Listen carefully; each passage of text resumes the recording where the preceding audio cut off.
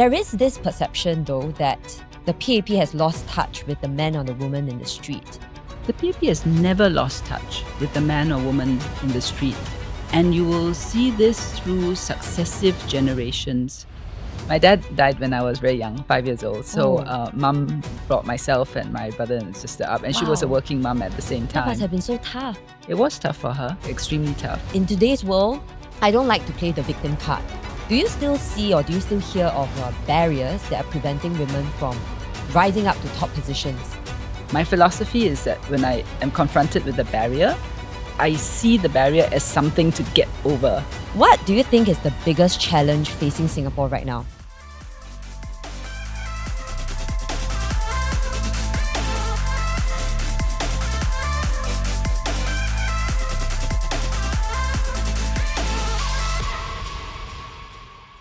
Hi everyone, it's Shulin and welcome to another episode of After the Bar. This is the first episode of the year and we have a very, very special guest today.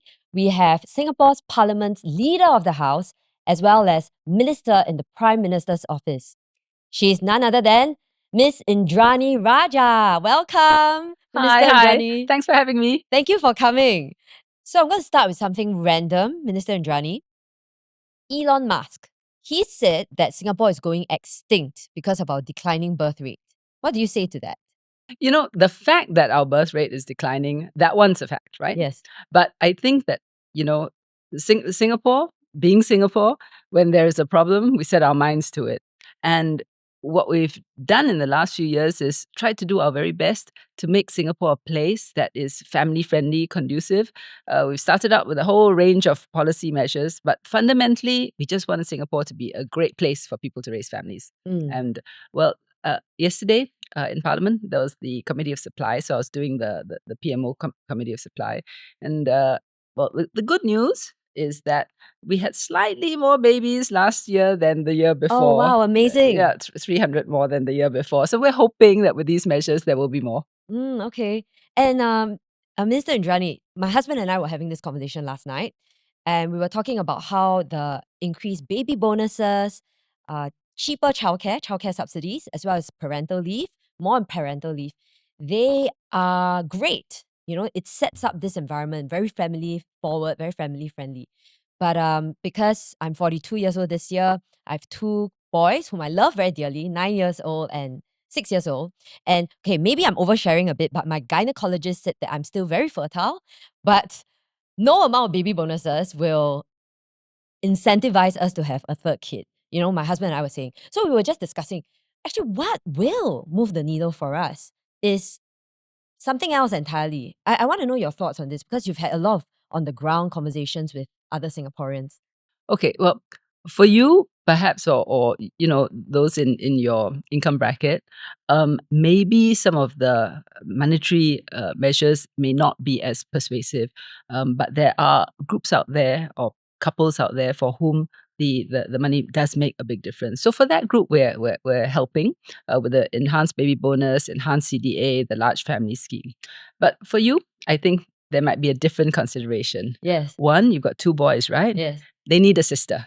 They definitely need a sister. They need a sister because a sister is going to be, the one to show them how you live life when you have to deal with a younger sister, a sibling, a girl. She's expecting that. Yeah, Oh yeah. my gosh. She's gonna be the one that's gonna be looking after you when you're older.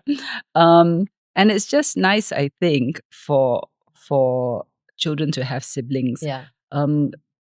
Actually, if you're an only child, right? If you think about it, the ones who have siblings learn how to negotiate. They fight with each other. That's true. They go and do things together. They have that companionship. They have somebody who's got their back, and they've got someone to confide in. And the negotiating skills are real, right? It's like, I trade you this, I want this, and you ask mommy for this or daddy for that. So I think that having siblings helps, and I mean more siblings be nicer. So just going back to what my husband and I discussed about what would actually incentivize us to have kids is, and I don't want to sound like a complaining Singaporean, it's just that sometimes we do feel it's quite stressful bringing kids up.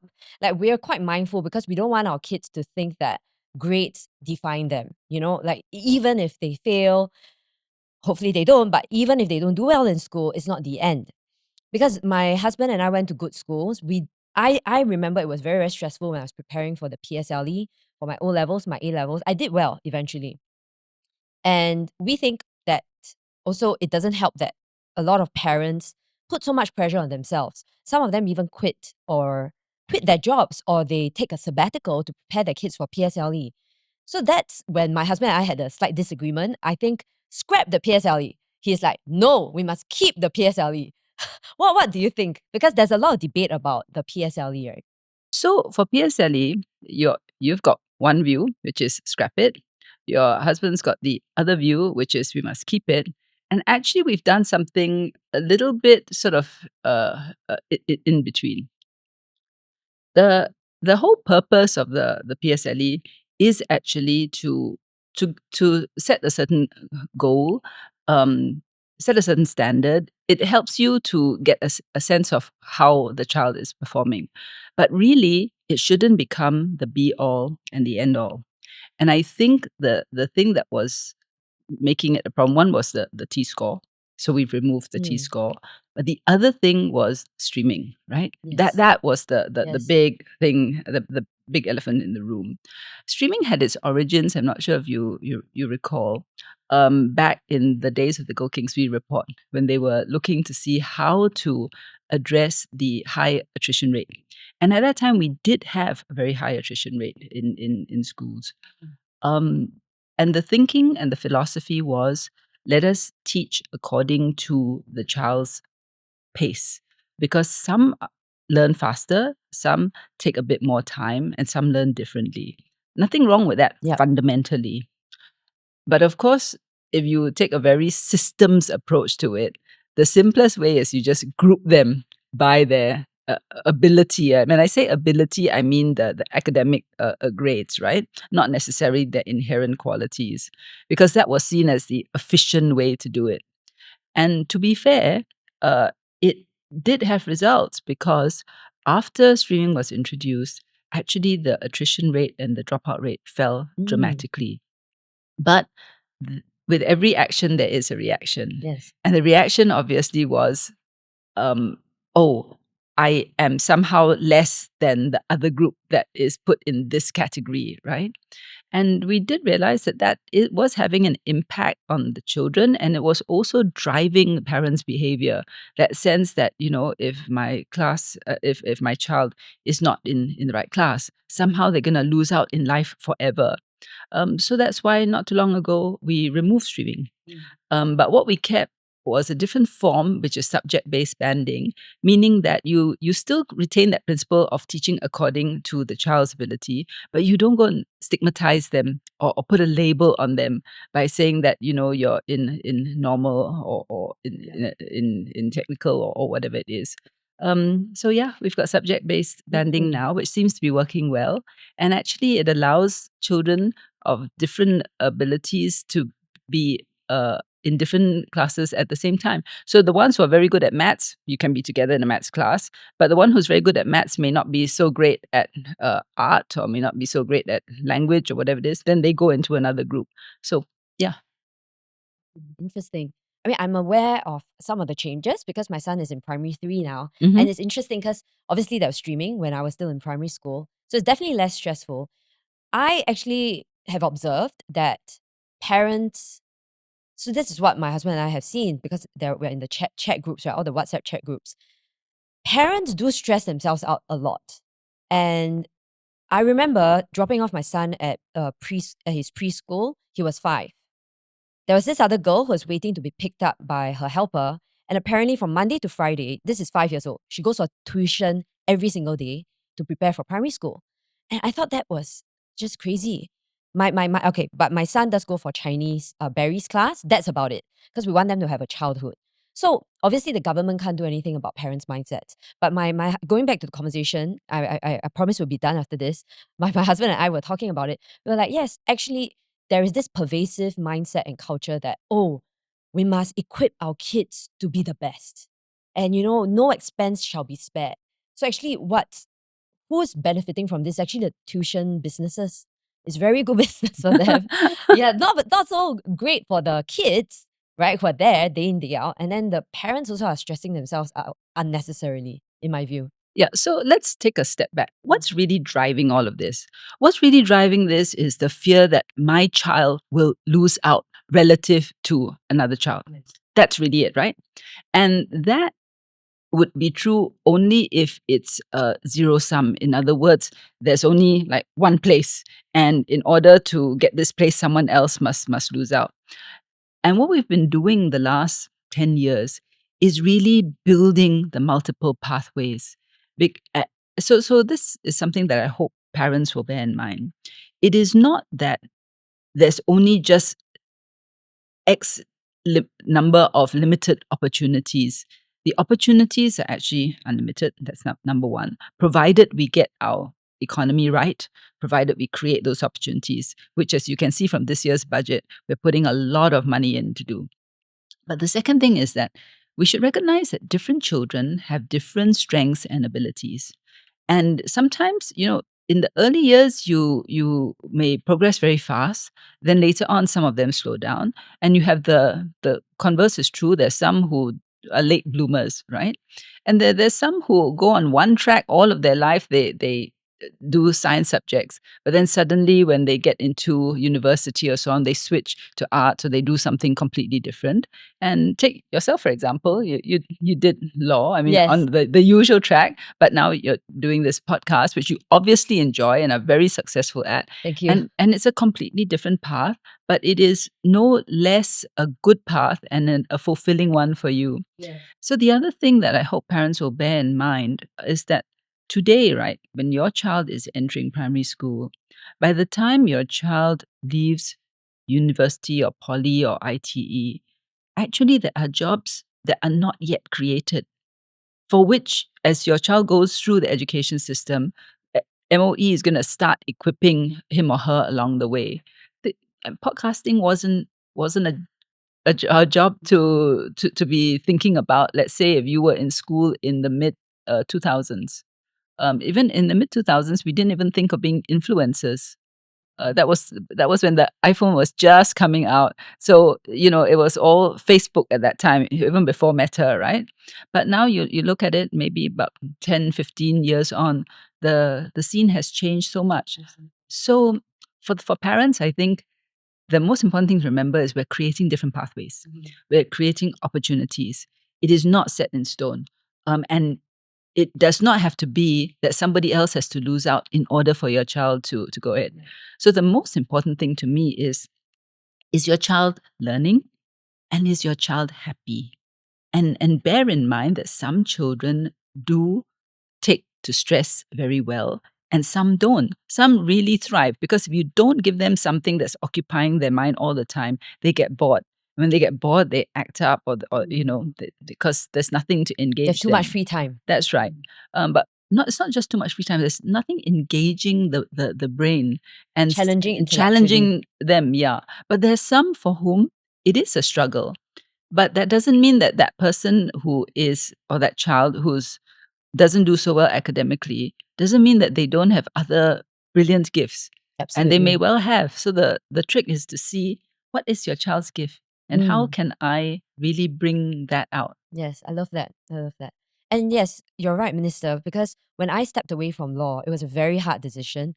I have been a legal recruiter now for 15 years. I do this podcast on the side for the last 3 years. Never would have thought. And no one goes to law school to be a podcaster and recruiter. Absolutely not. But think about it, the skills you learned in law school, right? And the Yes. skills that you learned as a lawyer are all standing you in good stead now. Yes, absolutely, 100%.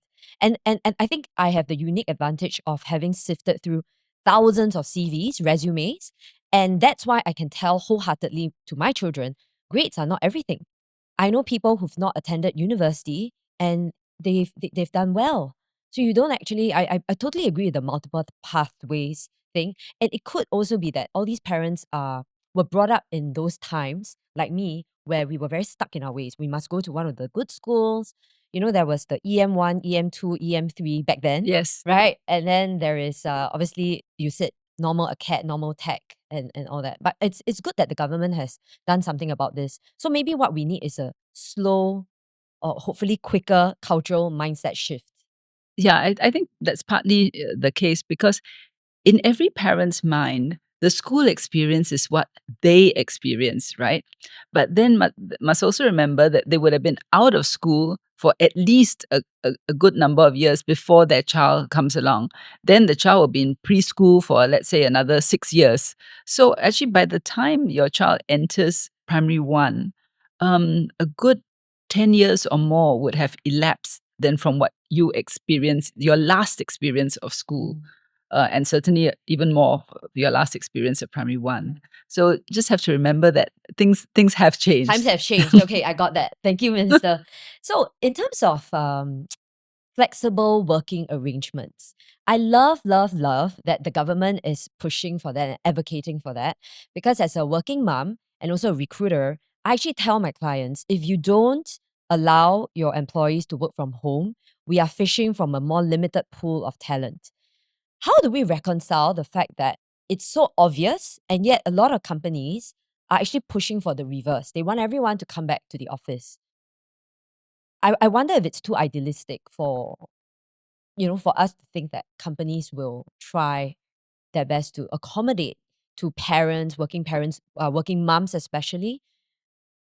You have to be realistic about these things, right? If you want the companies to come on board and the employers to come on board, you have to see it through the employer's lens as well. So, what we try very hard to avoid in Singapore is these wild pendulum swings. Remember, for many years, don't know if you recall, this would have been in the 1990s and definitely the 2000s. It was more about working harder, faster, longer, and 24/7. When we went into that era of globalization at the beginning of the 2000s, remember, the narrative then was work 24/7 because everybody was now connected and you could be having your telephone conferences at night with somebody in New York, etc. And I think the world tried that. Then they got really, really tired and burnt out. And I think that in the mid 2010s to 2020, you could start to see that already. And then COVID came along. And with COVID, it was really the other end of the pendulum where it was like, okay, we don't go into office at all and we can do it virtually. So it was that far end of the pendulum swing. And I think those who liked working from home said, hey, this is a great thing. Let's just stay here and not go back. But of course, if you're an employer, you do need to have employees back in the office because there are quite a few things. There's mentoring, there's training, there's learning office culture, there's also learning on the job, watching your peers and so on. So from an employer's perspective, obviously they want to get them back. And in Singapore, what we're trying to do is tread a delicate path with the right balance. And that's why we're very careful to say that it's not work from home. It is flexible work arrangements, which is a wide range of things that you can do. And from an employer's perspective, what do we say to them? It's like, do you want to recruit good people? Because if you do, then you also have to ask yourself, what does your potential employee want? I don't think every employee wants to work from home.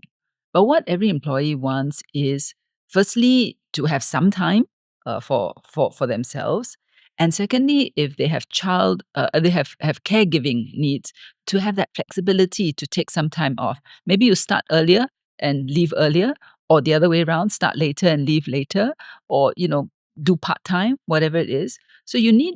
So if I was the employer, I would ask myself, what is it that I can do to accommodate these needs without necessarily affecting my own productivity, etc. And some of it might be you might have to hire people that can cover part time, um, like locums, when people are away.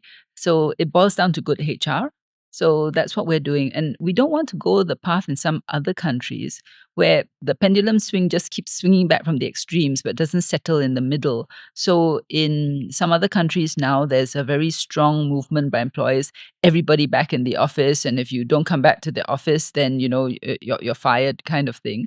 But people do need some time that is flexible. Like, I'm an employer myself. We have a small team, and everyone has a different life circumstance.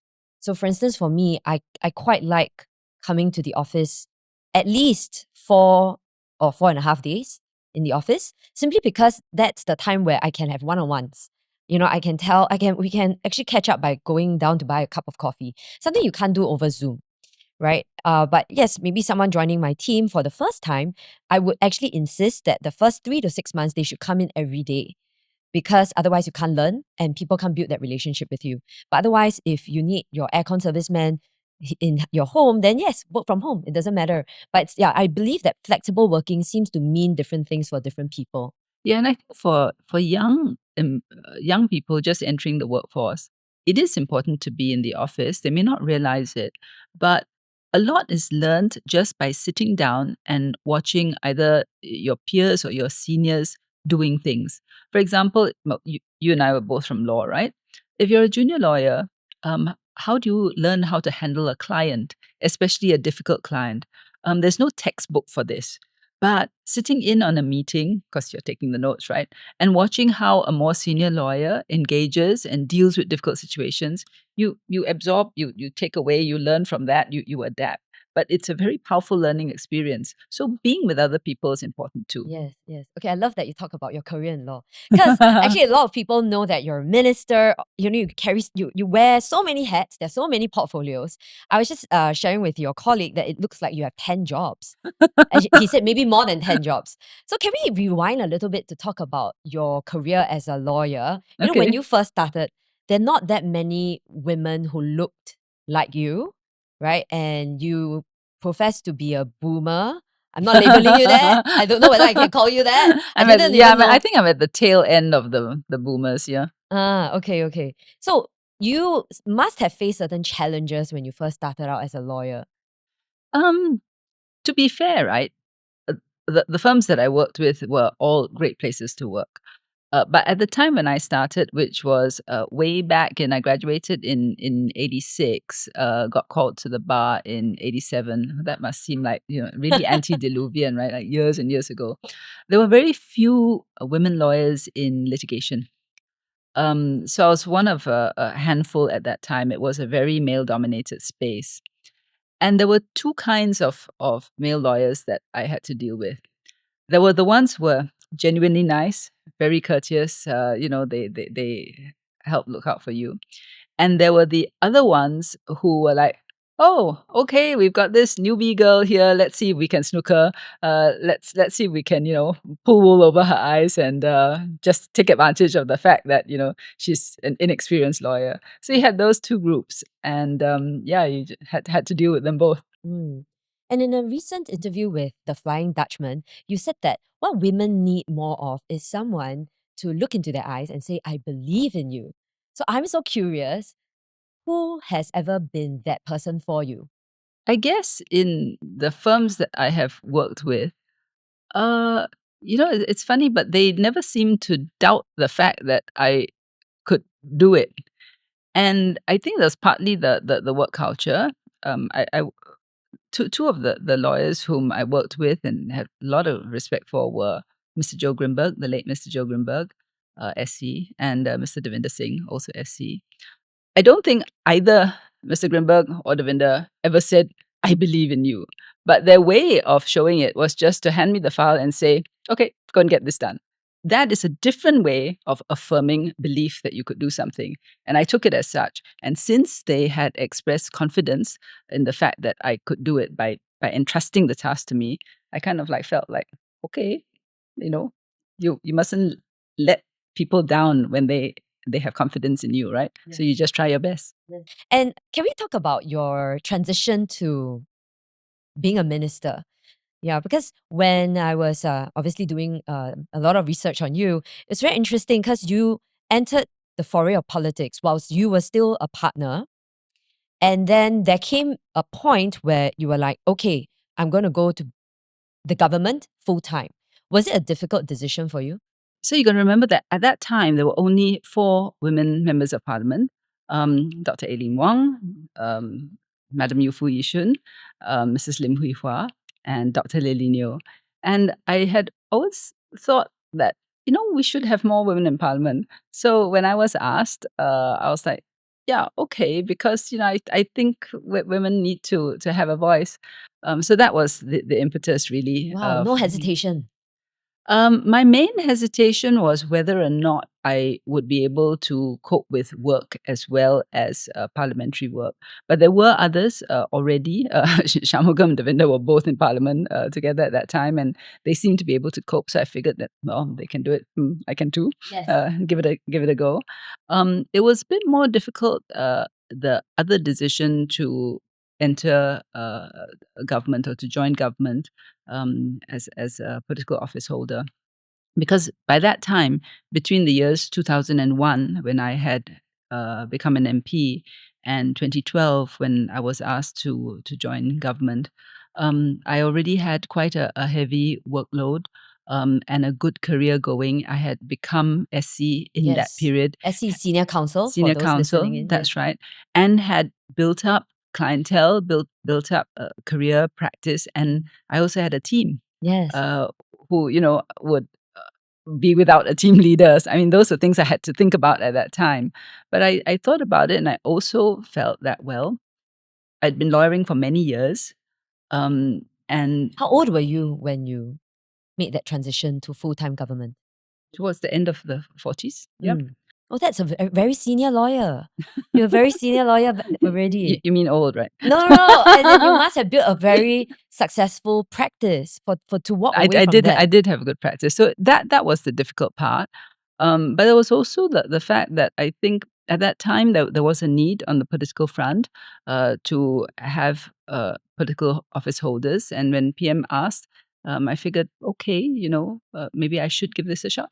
Well done. And you've done so much for our country. Now, I think being able to do something like this is a privilege.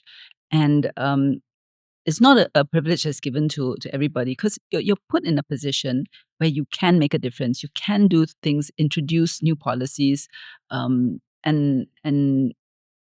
you mustn't waste that opportunity. Yes. Because it's a chance to do something, to change something for the better. So if that comes your way, I mean, it's something that you shouldn't pass up. Yes. And what was the biggest adjustment you had to make when you suddenly were propelled into the public eye? When you say cast into public eye, that would have been back in 2001, when I first became an MP. Not so much in 2012 when I Seasoned yeah, already. but not only that, because by that time I'd been MP for a good 12 years, right?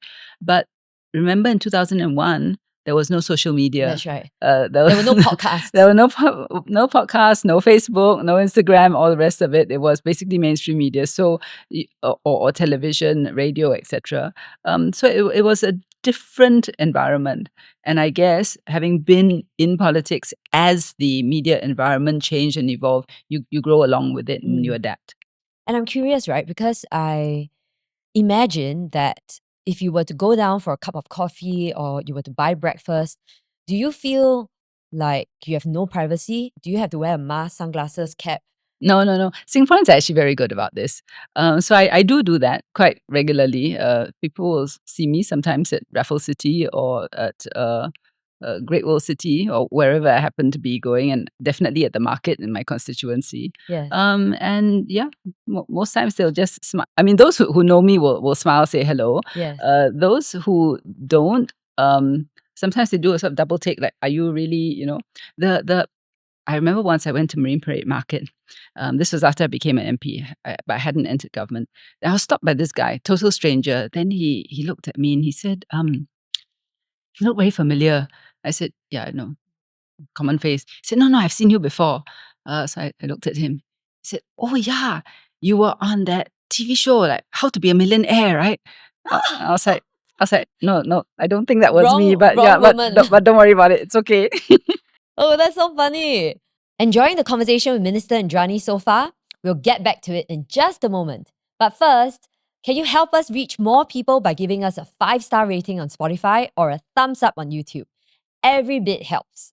Now, back to the episode. You are one of the few female, most prominent politicians in Singapore, I would say. There are more female politicians today. You're definitely one of the more senior, more prominent ones. My question actually is, as a female politician in a male-dominated field, did you ever feel like you might have had to overcompensate in any regard to prove that, you deserve to be here? Um, No, I didn't, but I think that was partly the fact that I had very good colleagues, um, who were supportive. And also, I started out in Tanjung Pagar GRC, which was MM's constituency. And MM's view of things pretty much was, you're assigned to a particular division. It's your responsibility, get the job done. A very similar approach to what I had experienced earlier. You're assigned a task, and I leave it to you to do it, but make sure you do it well. Yes. And he gave me the space to do that. Amazing. So I think that's the thing that's really very important. Yes. Just to share, MM is the late Lee Minister Kuan Yew. Mentor Lee Kuan Yew, yeah. Yes, yes. And I don't know whether I can share this, whether you're comfortable, that the very fact that a couple of your friends told me that you're still staying in the same childhood home that you grew up in, since you were a 7-year-old girl, that sounds so similar to the late Minister Not Mentor since Lee Kuan. not since I was 7. The place where I stay, it's actually my mom's place. So I stay with her, but I've stayed there since Sec 3. Sec 3, okay. Yeah, since Okay. I Must was, correct your friend. Yeah. yes, that's right. So since I was 15 years old. So you must have a very strong bond with your mum. Yes, I do. She is 101, going on 102. Amazing, and still strong. She's a little bit frail now, but still doing very well. So, because this episode is going to coincide with International Women's Day, Mhm. and this year it's about #accelerate action, I want to ask a little bit more about, do you see, I know that for you, you've had very supportive colleagues. That's why you've gotten to where you are today. In today's world, I'm a woman myself, I'm a working woman. I don't like to play the victim card. Yeah. I don't like to say that, we're very disadvantaged. Because actually, we have a lot of opportunities that actually women who came before us have laid the ground for and the foundation for. What I'm curious about, because you've had so many conversations with people, do you still see or do you still hear of barriers that are preventing women from rising up to top positions? Yes, I think in lots of the conversations about women's advancement, um, there are sometimes perspectives that focus a lot on the barriers. And I find that it's good to identify some of the barriers, right? But you shouldn't dwell on those for too long, because my philosophy is that when I am confronted with a barrier, I see the barrier as something to get over. It's a challenge, and I'm somehow determined to get over it. I appreciate that not everybody is like that, but it is helpful if, when confronted with something that is a challenge or a barrier or difficulty, it mindset is a large part of it. It's everything. Yeah. And if your mindset is, I want to get over this, you will find a way to do it. Whether it's talking to people, getting advice, trying to have a go at it, yeah. So I think it's really the mental posture that is very important. So for those who feel daunted, or for women who feel daunted or afraid, I think the first step is have a conversation with yourself, and start thinking about what should be my mental posture with regard to this, assuming that there's no one else to help me at the moment. How can I deal with this? And Mr. Indranee, just to share, like, I have a very, very supportive husband who hopefully will be listening to this. If not, I wouldn't be able to build my career. So a lot of I feel women and men, we compare ourselves to other people on social media, their successful careers, but not knowing that, it takes a whole kampong to build whatever that you can. And that's why I have a supportive husband, parents, I have helpers. And what I think is important for a lot of women and men listening to this, is not a men against women thing. I don't know whether I consider myself a feminist, but I actually have the same mindset as you. Like, if there's a barrier, figure out a way to get across rather than just sulk and like complain, right? There's always a way. There is a way, but it's for some people it's easier to have a go at the barrier. For some others, it's harder. One of the things that's always helped me along the way was when my mom, right, when she and I were younger, she used to like putting up these extracts of things that she read or which she thought were useful, the pieces of wisdom. One of them was the Desiderata, which I'm not sure whether there's a younger generation that's familiar with it, but it's well worth reading.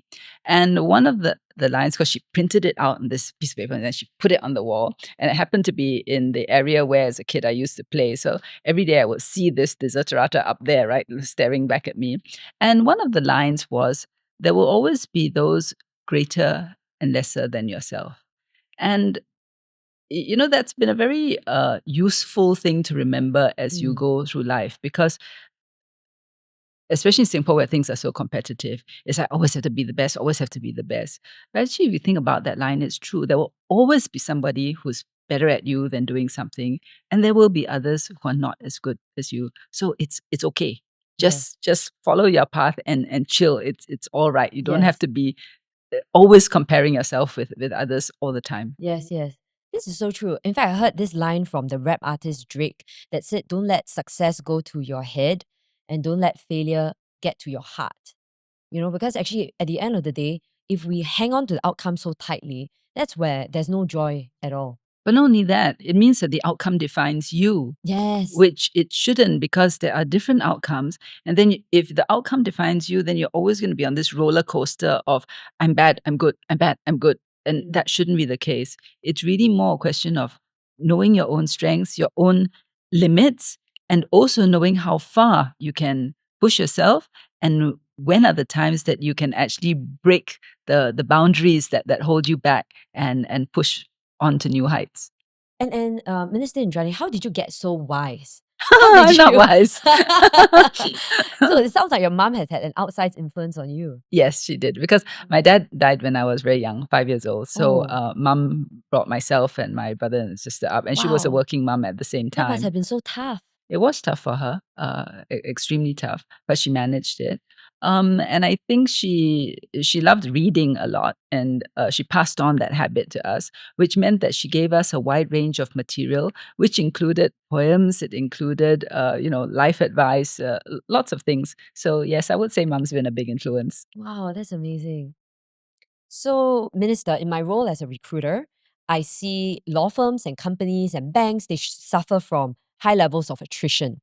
And there is this narrative that the younger generations, whether it's millennial or Gen Z, they are just not as tough as the generations before them.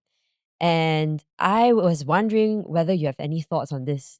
That is the age-old complaint of every generation. I remember reading one of the Roman writers who was complaining that the younger generation was not resilient. So clearly, this is a centuries-old problem. But that said, when I was in practice, what I and after coming into politics as well, what I've come to realize is this: there is such a thing as a generational or a cohort outlook. And that is because each cohort or group is shaped by the influences and the circumstances and the geopolitics and the things which are trending at the time that they are born up to the time that they get to adulthood. And that shapes their mindsets and their attitudes. So parenting, teaching have evolved over the years, which means that over the years, different cohorts have different attitudes and approaches to life.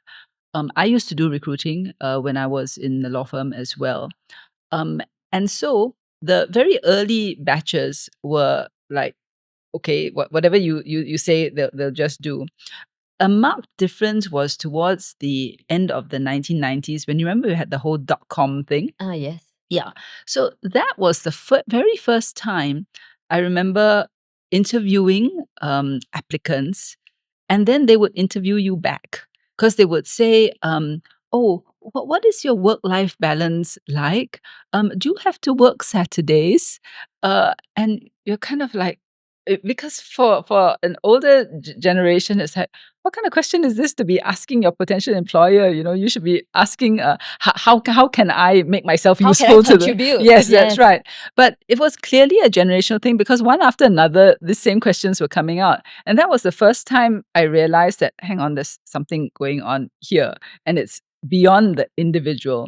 And later on, as I went on in life and realized that, yeah, there is this generational thing. So it's true. It's not just it's not just figment of the imagination or just one generation complaining about the other.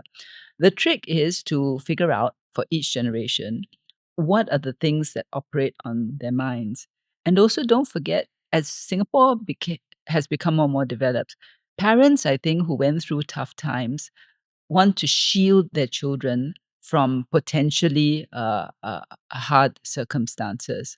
I it's good in one way, because you do have to make sure your child has a secure environment, etc. But when it comes to mental resilience and making sure that your child is emotionally equipped to deal with whatever life throws at them, it's probably not a good idea to shield too much. Yes. It's probably a better idea to teach them as they go through life how to deal with some of the tougher things, and not wrap cotton wool round, or pressure, not pressure them too much, but to teach them that in this scenario, these are the things that you must learn. These are your guiding principles. It won't always be easy, but this is what you must do. And that, I think, would be very helpful. Wow. That is so illuminating, Minister. Because, my husband has been telling me that when I say we should scrap the PSLE, right? But he's of the view that we cannot wrap them in cotton wool. They need to, and maybe the reason why I feel this way is because I felt I had it hard, so I don't want my kids to suffer.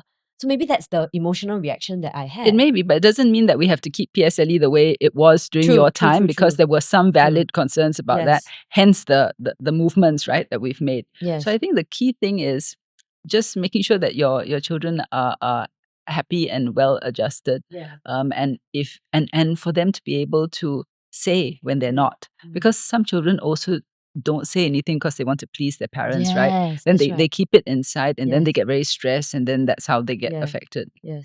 So as a team leader, I run a business, I've had to look at different generations differently. It's not really like one management style for everyone, it's different strokes for different folks. And what I've come to realize is that my previous narrative, which is, well, I mean, it sounds terrible, but I used to tell people, oh, if I can do it, so can you. If I had no issues, I don't know why you're complaining, which was very toxic. Now I understand. Now it is. I've changed my ways. And it was a very difficult learning curve for me, though, because I just thought everyone should want to succeed. So if you want to succeed, this is what you should do. But not everyone wants to work that hard. Yeah. No, I totally get where you're coming from, because I used to be like that as well. But being in charge of recruitment, as I said, very soon I had to learn that I can't take that view, and different cohorts have different attitudes, right? So the key is actually trying to find out what is it that they are struggling with, because some struggle with not being able to have fluid times, because when they are in university or when they're in school, they can come and go as they like, right? University in Yes. particular, because you just your timetable goes according to when your subjects are, but the rest of the time is your own. Then suddenly they step into the office and there's this structured, like 8 to 5, and they have to do certain things or stay late, and they just don't know how to cope with that. But just helping them to understand that, well, this is the way it's done. But if you need some time off to get something else done, let us know. We can be flexible about it. So I think it's about helping the ones who are entering the workforce to understand this space, which is actually a bit alien to them. And for every generation, your university or your poly experience or IT experience is obviously a different experience from the workplace, right? Yep. Which is why internships is very important. Yep. Because internships gives them a sense of what it's like and helps to ease them in. But even internships alone doesn't equip you fully, because once you start work, there are decisions that you have to take on your own, etc. So if you have good HR, that's very important. Yes. Then you get a sense of what the the younger recruits are thinking and feeling. And then you make sure that your orientation and your onboarding takes that into account. It's so interesting because you were actually part of recruiting your recruitment partner in your law firm, and maybe that's why you have a certain level of empathy for people who are looking for jobs or employers. You can see it from both ends. Yeah, because you also have the task of making sure that the firm is a place that people want to come to. Because if you're very dogmatic and you keep having the same practices as before, then after a while you find that the good talent doesn't want to come to your firm. Yeah. So you do need to be in tune, and it's kind of like it's a two-way process. You want to attract them, so you need to figure out what's attractive to them. But when they step in, they start to learn things. They learn the firm culture, they learn the practices, and so on. And basically, you rub off, Yes. the values and attitudes towards each other. So the really good firms are the ones who become younger as they go along in terms of mindset and Yes. attitude, Yes. and the ability to stay in tune and attract people. Yes. And aligned with International Women's Day, the theme is about accelerate action. LinkedIn, which I am quite active on, and I believe, Minister, you are too, they are promoting more skills-based hiring, where we don't look at career gaps in whether it's a woman or a man's CV, and we don't penalize them. What is your take on that? Yeah, I mean, you shouldn't penalize somebody just because there's a gap. I mean, people take time off for all sorts of reasons. Sometimes they have to look after family members or whatever it is. I think you need to look at, well, what is their career experience, whether it is relevant experience. And that's a very important part of it. But the other important part is when you're having that job interview, just looking at the person, assessing how they respond. When you ask them questions, right? And the answers that they give will tell you more about A, their experience, and B, their attitude and their values. And you have to see whether that gels with what your company wants. Then there are some who may be either a bit lacking in experience or a little bit raw, but you can see the potential.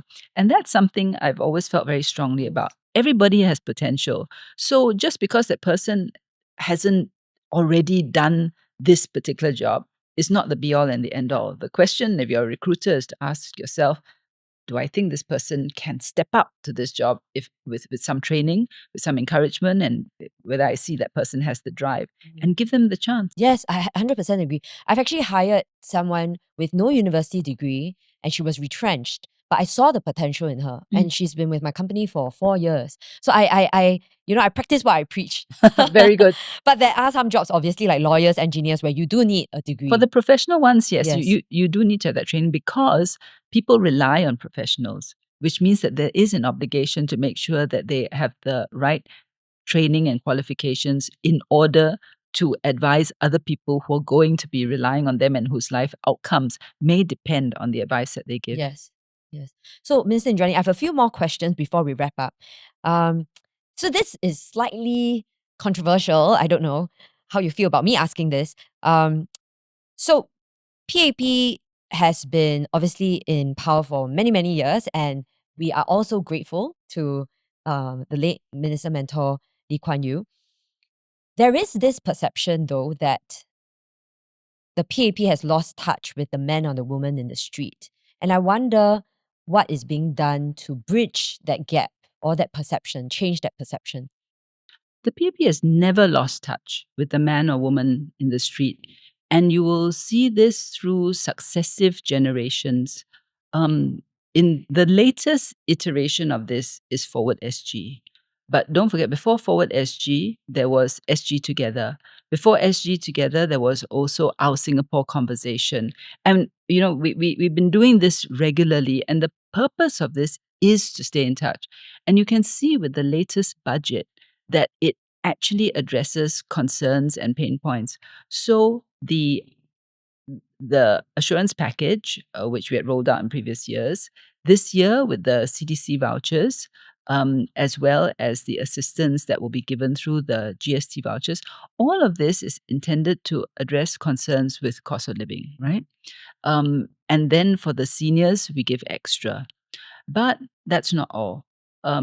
it's not just the immediate pain points. You can see that we've put in so much money for Skills Future. Why? Because we know that people who have been in employment, some of them are finding it difficult either to upskill or to access new job opportunities. So the Skills Future Level Up program, which was announced in last year's budget, and this year we've extended that to part-time training, is really intended to help people get access, mid-career workers, to get access to new opportunities.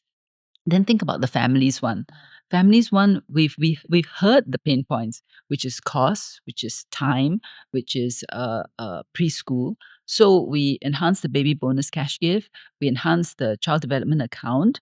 We have lowered preschool fees and increased the number of preschool places. We've stepped up with the MOE kindergartens. Then, in addition to that, as far as time is concerned, we extended and then made mandatory paternity leave. We extended the unpaid infant care leave. Then the big piece, 10 weeks of shared parental Yes, which leave. is huge. And then for those who the costs were holding them back from having more children, the large families scheme. So you can see that there are a lot of things that are being Yes. done, and all this is being responsive to what people have been telling us. Even the education changes that we talked about earlier, that's been Yes, again it's in huge. response. I mean, I'm a So very proud Singaporean, and I'm very grateful to everything that's been done. And I think it's actually an unfair perception because actually, after listening to, or I've done so much research on you. I've actually had conversations with other ministers, closed door dialogue sessions before, and I realized that a lot of there are a lot of misperceptions that needs to be corrected. Well, I think the easiest way to look at this would be actually to see Singapore, how Singapore has progressed through the years. And you will see that at every stage, right, of the way, the government has been, the PP government has been responding to needs, trying to make things better, trying to improve it. Not perfect, that granted, but situations also change. So if you just look at the history of how we have developed, even just the city, for example, in the early years in the 70s, when I was in school, we were busy tearing down everything because we had to, start industrializing and becoming a modern city, right? But by the 2010s, we were starting to talk about heritage, preserving culture. And then after that, we moved towards becoming a city in nature. And now you've got the otters running around. We've got the red jungle fowl. We have occasionally the wild boars. And that's so different from when we were just starting out and basically pulling down everything. So we're making this journey, and at each step of the way, it's really been in consultation with Singaporeans and building something new each time. What do you think is the biggest challenge facing Singapore right now? Well, we are in very interesting times geopolitically. Um, what's happening in the world today, in America, Europe, China, will also affect the economy. And Singapore is plugged into the global economy. If the global economy does well, we do well. If the global economy doesn't do so well, we get affected also. So I think that that's something that we have to be very mindful of, keep our eye on, and Singapore needs to navigate this space very carefully to make sure that we keep Singapore safe, secure, and at the same time, diplomatically well connected and have friendly relations with all. So, for the Singaporeans who are listening in right now, if they would like to play their part, what is one thing they could do? I would say this: everybody, every person, right, is able to contribute in some way. So if you want to play your part, just think about, what is the one thing I can do? Whether it's about helping to make your block a cleaner place by encouraging your neighbors not to litter or having a little campaign, or you're having a new startup or doing something. Just remember that there's no contribution that's too small. Every small thing that you do adds up. So it's not prescriptive. Just find the thing that you're comfortable doing, that you like doing, and just do it to make your neighborhood, your workplace, your country a better place. Oh, amazing, amazing. So, I have a couple more questions. So actually, this question comes from a young litigator from one of the big four firms. When you first stepped into parliament, was it scary for you? Well, the very first time a new MP steps into parliament is on the orientation tour. So you're not actually stepping in for the actual debate. And I remember having this feeling of like, well, this is kind of surreal because my life up to that point was really about, school, then university, then training to be a lawyer, and then the courtroom. So the courtroom I was familiar with. But stepping into parliament for the very first time was kind of like, oh, this is something different. So there was a slight feeling of it being surreal. So before we wrap up the podcast, we like to switch it up and get to the rapid fire round of questions to get to know you better. Okay, How do you unwind after a long day? I read, but read just anything that's non-work related. Or well, there's always Netflix. Oh yes, what are you watching on Netflix now? Currently there is there's a new season of Lincoln Lawyer. Oh yes, Yeah. yes. I've been watching that too. Yes, that's right. So if you weren't a politician, what career would you have pursued? Okay, I think I would have liked to go into fashion design.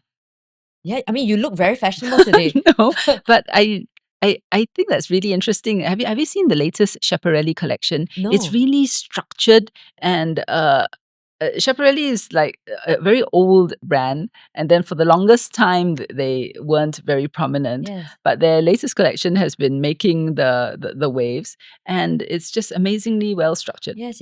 No wonder you could identify the design on my pants. I'm impressed. What's your favorite song? Oh, it's the one by Sia. Unstoppable. Unstoppable. Yes, Oh, my son was just listening to Yes. it this morning. I love that song. I do too. And what's your go-to comfort food after a long day? I'm trying to think here because in the past, right? I would have said teochew porridge or something like that. But in the past 10 years, I've not allowed myself to eat beyond like 8, 9 o'clock because Oh. intermittent fasting. Yeah. Oh, Yeah. okay. So So you don't eat breakfast? I don't eat breakfast. I have lunch and I have What's your dinner. secret? Don't know about that, but yeah. So So you just have as you lunch get and older, an and early dinner. and this is something that for women actually. Basically, as you get older, your metabolic rate changes, right? So you do have to make adjustments. Very very hard. But the day you turn 30 is the first time you have to do it. Then when you cross 40, you have to make another adjustment. Every decade, you have to make adjustments. Absolutely. So do you stop eating after 8 p.m.? I try my best. And then you only have But your I first drink meal. tea after that, so is that cheating? I don't know, but you know. But anyway, it's working for you. What other languages do you speak? Malay, not very fluently, but I can speak some. Did it in school. And Cantonese. Wow. Cantonese fluently? Conversational Cantonese because my mom's Cantonese. And when I grew up, at that time we had an amate and she was Cantonese as well, and she used to speak to me every day in Cantonese. I see. My husband's from Hong Kong. Okay. So I sek teng sek gong. Okay. You understand, right? Yes, I Okay, understood. you understand can already. So if you could have dinner with any historical female figure, who would it be? Margaret Thatcher. Oh, nice. What's the best piece of advice you've ever received? Don't sweat the small stuff. Last question. What comes to mind when you hear the word bar? Okay. That it was a significant part of my life as a member of the bar. In fact, I still am. So to all the lady lawyers out there, you're in a great profession. Make the most of it. Whether you're practicing or not practicing, it doesn't matter because all the skills that you've learned are going to stand you in good stead in life. Amazing. Thank you, Minister Indranee, for coming on the podcast. Thanks It for was having great me. getting to know you. Thank you very much. Thank you so much. So if you've enjoyed this podcast, then be generous and share it with all your friends, your family, your colleagues. Everyone should hear what Minister Indranee shared today. And follow us on LinkedIn. Follow Minister Indranee on Instagram, Facebook, LinkedIn. And catch you next time for the next episode on After the Bar. See you. Bye. Bye. A huge thank you to Minister Indranee Rajah for joining us today. What were your key takeaways? I would love to hear from you in the comments below if you're on YouTube. And don't forget to subscribe and give us a like. For Spotify listeners, please click follow and leave us a 5-star rating. And spread the word. Share this episode with your friends, your family, and your colleagues. Thanks so much for tuning in, and I'll see you on the next episode of After the Bar.